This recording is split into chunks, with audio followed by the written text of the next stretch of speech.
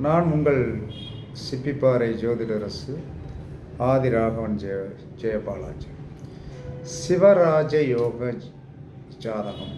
சிவராஜ யோக ஜாதகம் என்பது ஒரு ஜாதகத்தில் குருவும் சூரியனும் குருவும் சேர்ந்திருந்தால் அது சிவராஜ யோகம். இது எல்லாருக்கும் கிடைக்காது.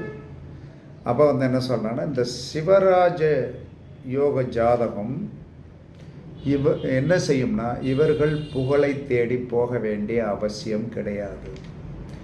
இவர்களுக்கு புகழ் தானாகவே வரும். இந்த சிவராஜ யோகம் என்பது சூரியனும் குருவும் சேர்க்கை. இவர்களுக்கு புகழ் தானாகவே வரும்.